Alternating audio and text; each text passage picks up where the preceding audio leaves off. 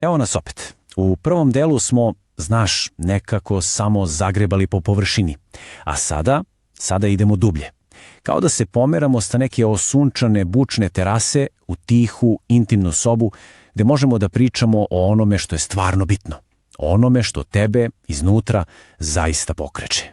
Jer, pazi, iza tog osmeha, iza šarma, iza te večite potrage za balansom, postoje neke duboke temeljne potrebe koje definišu tvoju suštinu. Ajde da ih pogledamo, jednu po jednu. Prva i apsolutno fundamentalna stvar je ovo. Partnerstvo za tebe nije opcija, nije luksuz. Ono je bukvalno, kao kiseonik. To je tvoja strukturna astrološka potreba. Bez toga se skoro pa ne može funkcionisati. Znaš, onaj osjećaj nepotpunosti često se opisuje baš tako, kao da si pola jednačine. Nije da nešto fali, ne, već da rešenje, smisao, celina, sve to nastaje tek kad se u priču uključi još neko. Kao ova šoljica kafe na stolu. Sve je tu, sve je mirno, ali nešto nedostaje. Jednačina prosto nije potpuna. A ova biljka to savršeno oslikava. Usamljenost tebe ne ubije, ne. Baš kao što i ova biljka može da preživi neko vreme u mraku, ali zaustavlja rast. Tvoja energija, tvoja kreativnost, sama volja za životom, sve to traži svetlost koju pronalaziš u ogledalu druge osobe. I tu dolazimo do ključnog paradoksa tvog znaka. Fascinantno, zar ne? Potreban ti je neko drugi da bi se osjetila svoja celina i nezavisnost. Individualnost se pronalazi kroz povezanost. To je taj večni ples u kojem živiš i nekako baš tu uvek pronalaziš svoj centar. Idemo dalje. Drugi stub tvog bića. Pravda. Ali, da se razumemo, ne pravda kao zakon ili neki kruti sistem. Ne. Ovdje govorimo o nečemu mnogo dubljem. O unutrašnjem kompasu koji uvek pokazuje na istu stranu. Tvoj pristup je skoro pa sveti ritual. Nikad ne donosiš zaključke olako. Proces je sve. Merenje, vaganje, postavljanje pitanja, slušanje sa svih strana i ono najvažnije, imaš hrabrosti da priznaš sumnju, da kažeš nisam siguran, moram još da razmislim. Ta iskrenost je ono što ti daje kredibilitet. Ljudi veruju tvom sudu jer znaju da je prošao kroz taj rigorozni unutrašnji proces. I to je suština, to je unutrašnja moralna prinuda da se uradi ispravna stvar. Nije nešto što se uči, to je nešto što se osjeća. Instinkt koji te vodi čak i kad je put težak ili nepopularan. A sada dolazimo do one najskrivenije istine tvog znaka. Do onoga što mnogi ne vide ispod te nežne, prijatne površine. Vreme da otkrijemo tu tvoju pravu, temeljnu snagu.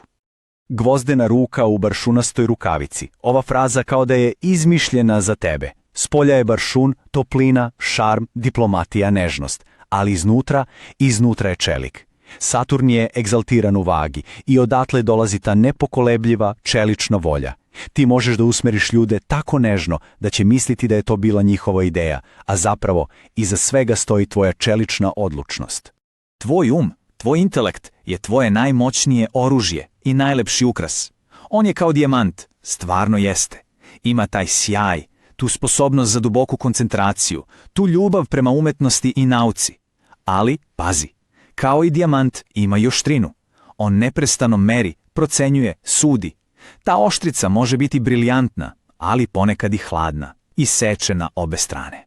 Idemo sada na osobinu koju ljudi oko tebe verovatno najmanje razumeju. Tvoj unutrašnji ritam. Taj ciklus koji mnoge zbunjuje, ali koji je tebi apsolutno neophodan za opstanak. Ti praktično funkcionišeš u dva potpuno različita stanja. Prvo je oluja, uragan energije gde radiš grozničavo, efikasno, savršeno, a onda bez ikakve najave dolazi i tišina, potpuna letargija. To nije lenjost, to nije loše raspoloženje, to je fiziološka potreba. Baterije se jednostavno moraju napuniti potpunim, apsolutnim mirom. I ovo je ključna poenta. Osoba koja pokušava da te izvuče iz faze tišine, koja insistira na aktivnosti kada ti je potreban mir, ta osoba tebe suštinski ne razume. Prihvatanje ovog ciklusa je prihvatanje tvoje suštine. Tačka. Dakle, kad sve saberemo, partnerstvo kao uslov za nezavisnost, čelik ispod baršuna, dijamant koji je i lep i oštar, oluja i tišinja kao ritam postojanja, tvoja suština je, vidiš, satkana od paradoksa.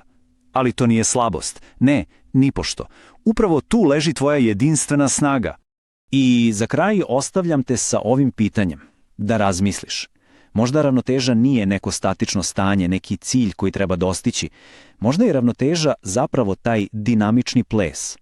Možda je tvoj put upravo to večno kretanje između suprotnosti, u kojem neprestano stvaraš i pronalaziš svoju savršenu, jedinstvenu harmoniju.